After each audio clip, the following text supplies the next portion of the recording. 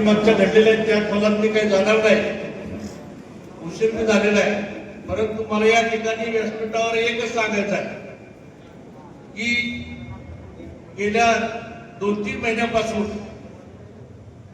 या तालुक्यामध्ये एक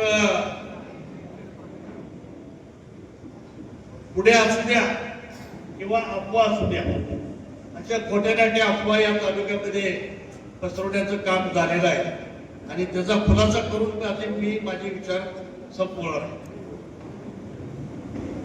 आज या ठिकाणी आपल्याला मनोहर भाऊंचं आणि मनगरकरांचं आपसात चर्चा झालेल्या आहेत. आपसात एकी होणार आहे. जिल्हा परिषदेच्या निवडणुकीच्या तोंडावर तुम्हाला समजेल अशा प्रकारची अफवा या तालुक्यामध्ये झालेल्या आहे.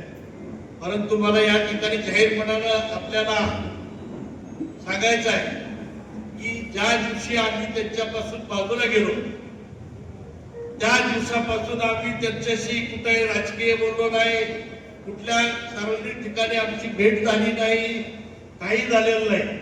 परंतु आमच्या चिरंजीवानी काही फोटो पडले माझ्या मुलाचे, पोरकटपणानं त्याचे फोटो पडलेले आहेत. पण राजकीय दृष्ट्या आम्ही विचाराची माणसं आहे. ज्या दिशेनं जातो तो विचार जर चांगला असेल त्या विचाराला आम्ही कधीही बदलून जात नाही, असं या ठिकाणी मला आपल्याला आवर्जून सांगायचं आहे. कुणी काय म्हणत असेल, आमची बैठक झाली, आपसात झाली, इंटेलिजन्स ब्युरोचे रिपोर्ट आहेत, CBIचे रिपोर्ट आहेत, CIDचे रिपोर्ट आहेत, असलं काही झालेलं नाही आणि काही भविष्य काळामध्ये होणारही नाही, असं या ठिकाणी जाहीरपणाला आपल्याला कळकळीची विनंती करून तुम्हाला सांगतो. अजून ह्याच्यापेक्षा आम्ही अजून काय सांगायचं, अजून सांगायचं म्हणलं तर आपल्याला नगर परिषद आहे. नगर परिषदेमध्ये आपल्याला सगळ्याला ताकदीनं नगर परिषदेची निवडणूक मला वाटतं अगोदर लागेल.